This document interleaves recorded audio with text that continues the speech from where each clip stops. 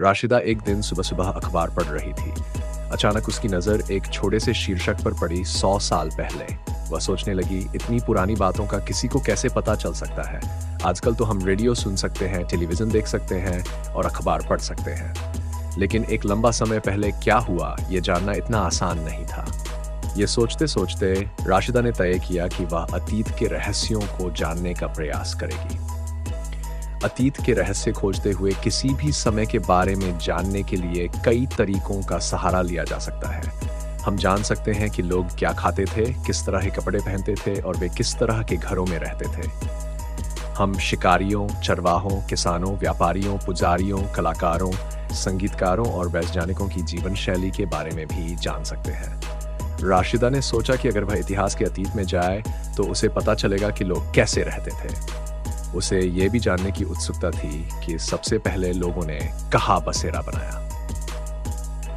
प्राचीन सभ्यता का अनुसंधान राशिदा ने पढ़ा कि कुछ सबसे प्राचीन लोग जो आज के सिंधु नदी के किनारे रहते थे, वे फसल उगाने लगे थे। करीब 1000 साल पहले लोग गेहूं और जौ उगाने लगे थे और बकरियों, भेड़ों और गायों को पालना शुरू कर दिया था।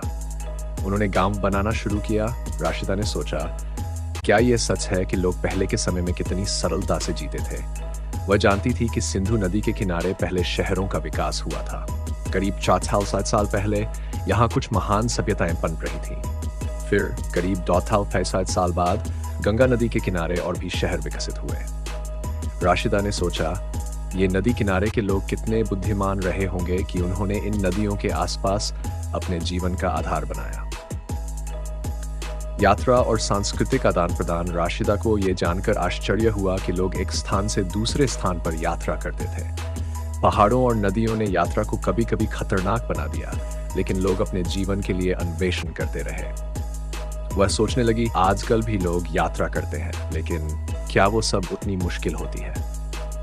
प्राचीन समय में लोग अपने भोजन की खोज में चलते थे, कभी-कभी प्राकृतिक आपदाओं से बचने के लिए भी। कई लोग सैनिकों के रूप में लड़ाई में शामिल होते थे और व्यापारी जो अपनी कैरावन्स के साथ यात्रा करते थे, वे बहुमूल्य सामान लेकर चलते थे। राशिदा ने सोचा कि उन यात्राओं ने किस तरह से लोगों के बीच विचारों का आदान प्रदान किया। भारत का नामकरण और अतीत की खोज। राशिदा ने पढ़ा कि हमारे देश का नाम भारत और इंडिया कैसे पड़ा। भारत नाम उन लोगों के समूह के लिए था जो प्राचीन समय में नॉर्थ वेस्ट में रहते थे और इंडिया नाम सिंधु नदी से आया। यह जानकर उसे बहुत अच्छा लगा कि इतिहास में लोग कितनी अद्भुतता से जुड़े थे। राशिदा ने और भी जाना कि अतीत के बारे में जानकारी प्राप्त करने के कई तरीके हैं। पुरानी पुस्तकों को पढ़ना जो हस्तलिखित होती थीं, एक तरीका है। ये पुस्तकें आमतौर पर ताड़ के पत्तों पर या हिमालय में उगने वाले वृक्षों की छाल पर लिखी जाती थी।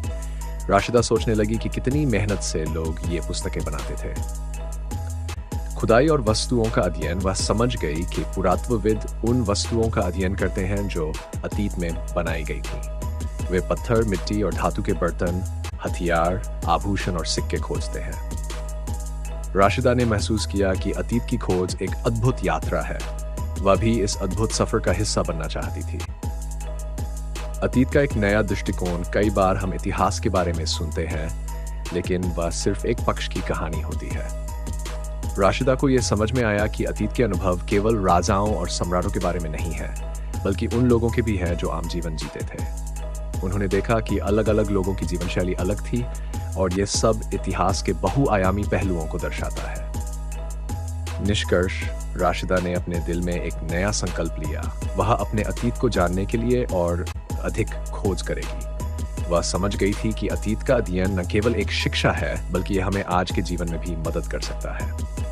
इतिहास हमें यह सिखाता है कि कैसे अलग-अलग संस्कृतियां और लोग एक दूसरे के साथ मिलकर अपनी पहचान बनाते हैं। अंत में राशिदा ने महसूस किया कि इतिहास केवल अतीत की कहानी नहीं है, बल्कि यह हमें हमारे भविष्य के निर्माण में भी मदद करता है।